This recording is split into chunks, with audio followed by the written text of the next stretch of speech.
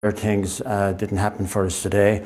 Any inquest or post-mortem we'll carry out will be done in the sanctuary of the dressing room. To be honest, I just saw it on the big screen and it looked a perfectly legitimate charge from where I was looking at, and geez, I thought it was a terrible decision. But you know, the referee needs a split second to make up his mind, in fairness to him, and you know, I suppose that was the decision he made on the day.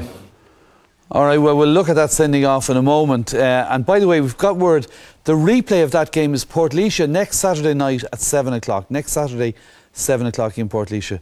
Ger, that was some performance from Offaly. Loads of positives. It was just fantastic. It was like turning back the clock to the Offaly of the 80s and the 90s, especially in the games against Galway. You know, Galway go up 5 points at the start in the lead, in the lead. Then they fight back again. The 3 goals, of course, were crucial. This is the first of them here.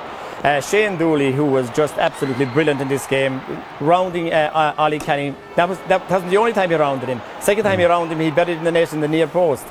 Now, the third, big falls here in the Galway full back line. John McIntyre will really have to look at him. Joe Bergen in, very, very easy. No cover behind the full backs when the ball comes in.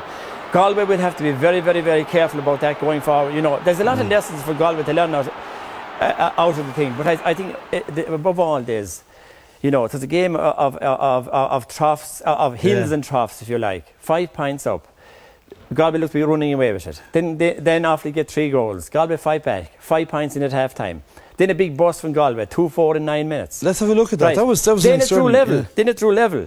Then Galway get 2 more points. Then they fight back, and then you have the classic ending at the end. Now this was the 9-point burst. Niall Healy first after half time, straight away, right from the throw in. I said John McIntyre had given him a desperate bollock and altogether.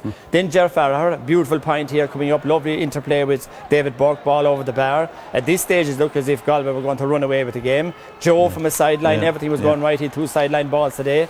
This is Galway in full flow. This shows how good they can be when they're best. Angus Canlan charging in here, burying another goal into the net. He saved the goal, he saved it out to Ger Farrar. And I suppose this is after this we had David Burke coming out. Now, imagine that, 2-4 in 9 minutes. And you'd say Galway were going to run away with it. That was in the 44th minute. For the rest of the game, 28 minutes, Galway scored 4 points. That's the thing that will infuriate John McIntyre. You know, 4 points. Offaly scored 8 points in that time. But listen, Offaly deserved it. For the display of their defence, the lightness on their feet, their skill, their work rate, their refusal to die, their doggedness, it was like the Offaly of old. It was brilliant. Yeah, and in fairness, Joe Dooley, Donal, you know, he hasn't been given minor winning All-Ireland teams for the last few years, and he's been there bringing on this young team. Yeah, well, and it's you know, it's improving by degrees, Des, really, and you know, they came in a great position today. Galway were hot favourites, and Offaly would never have feared Galway in any championship because they'd have beaten them more often than Galway would have beaten them. So it was all set up nicely, and as John McIntyre said there in the interview, when they were down to 14 men, it galvanised Offaly. Then they threw caution to the winds, and maybe, you know, you gun your shell a little bit when you're playing. You feel, look, we'll get there now, all right, we're down to 14, but you know, fair dues to Offaly, they stuck in there, and they'll be very, very hard to beat in Portlaoise next week. Well, you mentioned that, the sending off. Tommy, I'd be interested in your view on this as well. Ger, you talk us through the sending off. Well, the first time I saw it, as I said, from the Hogan stand side, I said, what the hell is Johnny Ryan doing, you know? But the crucial thing here is the positioning of Johnny Ryan. Now, you might see a flash of Johnny coming in from where he was. Johnny was at the other side of it. Now, looking at it from there, even, you think he's on your shoulder.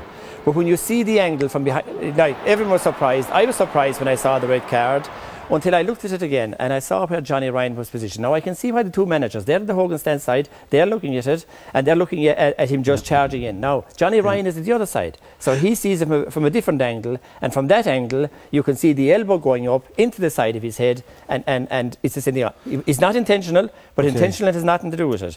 I thought it was at first I thought it wasn't, but looking at it again from the side that Johnny Ryan saw it, I thought he had no option but to send him off, and I thought Johnny did a great job today. Okay, we'll look at it again. Tommy, tell us what you think of it now as we look at it again. In fairness, Ger's seen it probably a few more times than I have. I thought maybe it was a little bit harsh, and we've seen a few of these type of incidents this year. You know, now watch from here. See this? Yeah, he's a little high going in, but he came in to give a fair shoulder charge, and like. It's a very fine line. If you're a fraction off in these challenges, you come into the front and it looks terrible, and it was a very heavy challenge. But I'd be a little bit sympathetic towards the player. Right. I thought he was coming in to give a hard challenge. Maybe just was a little off on it. But you see, Kent is not. But I think the refs are being consistent. I mean, you know, down at Galway and Wexford the last day, like once there's any frontal charge or no one who's heavy, once you hit anybody up in the chin or head, right? Okay, even though their face might stand, it's going to be a red card. And you know, he was unlucky. The problem is, as Tommy said, when you size up a player for a good shoulder and then you're a small bit off in the speed, because if he changes his body alignment, you hit him front on. You know, so it's going to make players. It's going to take some of the physicality out of it, because they're going to step back and they're not going to go for the important thing as well is that the refs are consistent in the way they police it, you know. And in fairness, now Johnny was today, you know, I had great admiration for him for the way for his positioning. His positioning was crucial. If he had been at the Hogan stand side, he'd have been the same as everybody else. He shouldn't have been in there. There was no intent, but intent has nothing to do with it. That's the problem. It happened. Okay. You gave great praise to Shane Dooley earlier there, Ger. Tommy, this equaliser for Shane Dooley, you know, it's pressure stuff. You know, serious stuff, under pressure, game on the line, and that's not an easy free. What is he? 70 metres out. Absolutely outstanding. Pressure really on. It's a great sign of the guy, but he was very sharp all through today, and he probably fancied his chances. But you know what made that even more difficult was, just before that, Shane was in the halfway line, and he fouled the ball, and he gave a free to Jeff Farragher to put 2 points in it, which have won the game. Then 30 seconds later, the ball comes down, Angus Canlon fouls it, he gets another free, he drops it short. So the pressure was really on, really on, when he got the last one outside the halfway line. Brilliant. And not to forget is that he had kept them in the game against Antrim. He'd been gathering for that last second free as well. So, you know, things are looking up. All right, one word, everyone, one word, the replay. Galway or Offaly? I think Galway will be four-arm, no forewarned. Well, I would say you'd have to say Galway. You know, young Malay there was injured today. He was brilliant in the first half. That's not one word. No. I'll have to tell you about young Derek Malay. He was brilliant in the first half. He got injured at half time. If he's injured for the next day, I'd say definitely Galway. If he's there, we touch and go again. Tommy, show them how to answer in one word. Galway or Offaly? Well, if Galway are to be the contenders that we're all hoping they will be, they have to win next Sunday. Okay. All right, still That's to come. Not one word. All of the weekend football action coming up. Cork and Kilkenny in the Camogie Championship, and a chance to win a super prize in our competition. But next up, it's Munster semi-final action as the underdogs from Limerick take on Cork. We'll see you shortly.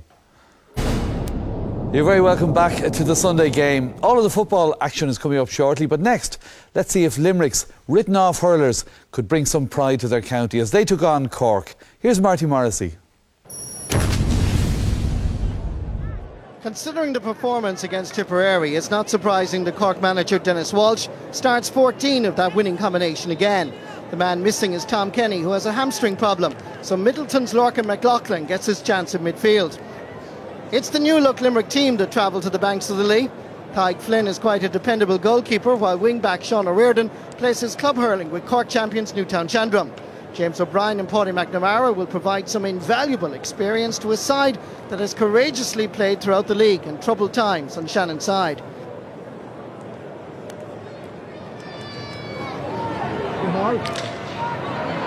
Ball runs down towards Kieran Murphy. Coming through the middle, however, is Jerry O'Connor. Quick response by Cork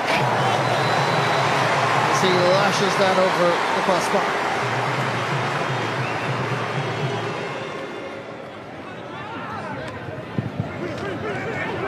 Well picked up by Andrew Brennan. Jerry O'Connor is there.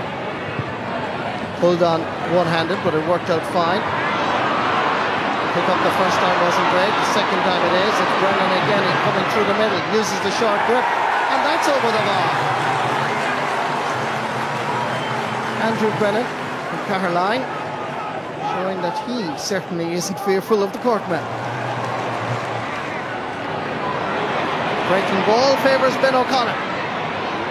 About to greet him and say hello is Kieran O'Rourke. In for Saki O'Halpine. Drops it the first time, got us the second, and consequently steps up a gear. Chance here for Cork if they bear down on a goal. Is that a penalty? It is. No doubt about it. But Shane O'Neill fouled Pat Horgan.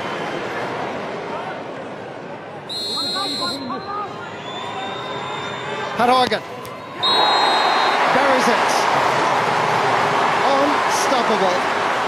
He went straight between Shane O'Neill and his keeper Tadhg Flynn. Puck out by Flynn is straight down the middle. Nipping in here is Graham Mulcahy, having a pop. The response to the Limerick supporters says, that's a good one. Nipping in here, working hard, was Graham Mulcahy from Kilmallock. Did well. Niall McCarthy showing well. Trying to get around Sean O'Riordan. O'Riordan chasing after. McCarthy trying to set up Jerry O'Connor. Brian O'Sullivan is there for Limerick, guarding the path to goal. Jerry O'Connor into the middle to Lachlan McLaughlin. Is he capable of scoring from there? He certainly is.